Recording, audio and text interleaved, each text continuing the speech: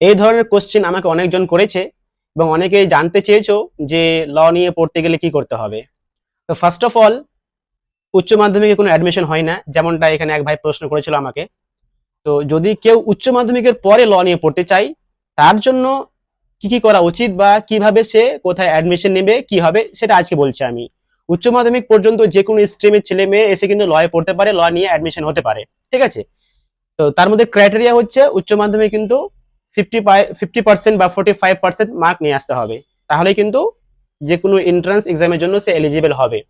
এবার আমি বিশেষ করে কলকাতা ইউনিভার্সিটির কথা বলবো, যে যদি কেউ উচ্চ মাধ্যমিকের পরে কলকাতা ইউনিভার্সিটির আন্ডারে 5 বছরের ল নিয়ে পড়তে চায়, তাহলে তাকে কি করতে হবে। তো ফার্স্ট অফ অল, প্রথমত তাদেরকে একটা এন্ট্রান্স এক্সামের জন্য ফর্ম ফিল আপ করতে হয়, এবং প্রায় প্রতি বছর আগস্ট মাসে এন্ট্রান্স এক্সাম হয়, যেটা ক্যালকাটা ইউনিভার্সিটি নিজেই কন্ডাক্ট করে, ঠিক আছে।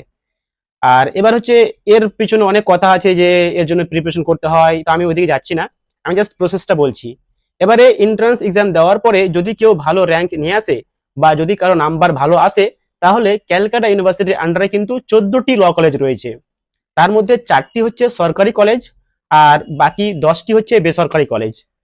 তো 4টি যে সরকারি কলেজ রয়েছে সেখানে ফিস যেটা আছে 5 বছরের, সেটা কিন্তু কম, মানে সে সমস্ত বেসরকারি কলেজের থেকে। তো কেউ যদি এন্ট্রান্স এক্সামে বা প্রবেশিকা পরীক্ষায় ভালো র্যাঙ্ক করতে পারে বা ভালো নাম্বার নিয়ে আসতে পারে, তাহলে কিন্তু এই সরকারি কলেজগুলোয় চান্স পেতে পারে। আর সরকারি কলেজে চান্স পেয়ে গেলে কিন্তু তার 5 বছরের কম খরচে সে কিন্তু ল পাস করতে পারবে। আর যদি ভালো র্যাঙ্ক না আসে, তাহলে কিন্তু বেসরকারি কলেজে পড়াশোনা করতে হবে, যেখানে ফিসটা কিন্তু অনেক বেশি। এবারে আসি যে ল 5 বছর পাস করার পরেই কি আমরা অ্যাডভোকেট হয়ে যাব বা আমরা উকিল হয়ে যাব? জি না, এমনটা নয়। বরং যখন একটা ছেলে বা একটা মেয়ের বা একটা স্টুডেন্টের 5 বছরের লয়ের জার্নি কমপ্লিট হওয়ার পরে আরো একটি এক্সাম দিতে হয়, যার নাম হচ্ছে AIB, অল ইন্ডিয়া বারের একটা এক্সাম হয়। যে এক্সাম দেওয়ার পরেই যদি এক্সামে কেউ পাস করতে পারে, তখনই কিন্তু সে এনরোলমেন্ট নাম্বার পায়।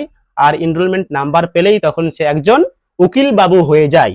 তো একজন উকিল বাবু হওয়ার জন্য এ সমস্ত প্রসেস ফলো করতে হয়। যদি কেউ উচ্চ মাধ্যমিকের পরে পড়ে, তাহলে 5 বছর পড়তে হবে। আর যদি কেউ চাও যে না আমরা গ্রাজুয়েশনের পরে পড়বো, তাহলে কিন্তু তাকে 3 বছরের ল করতে হয়। 3 বছরের ল বিভিন্ন ইউনিভার্সিটিতে পড়াশোনা হয়, ক্যালকাটা ইউনিভার্সিটিতে হয় না। তো এটা হচ্ছে অনেক জনের প্রশ্নের উত্তর খুব সংক্ষিপ্তে, কারণ অনেকেই এই নিয়ে আমাকে অনেকেই প্রশ্ন করেছো। তো আজকে আমি ভাবলাম যে এই প্রশ্নের উত্তরটা দেওয়া যাক। তো এখান থেকেই আমি আশা করছি তোমরা ছোট্ট সংক্ষিপ্ত উত্তরটা বুঝতে পেরেছো যে কেউ ল নিয়ে পড়তে চাইলে কি করতে হবে। ধন্যবাদ।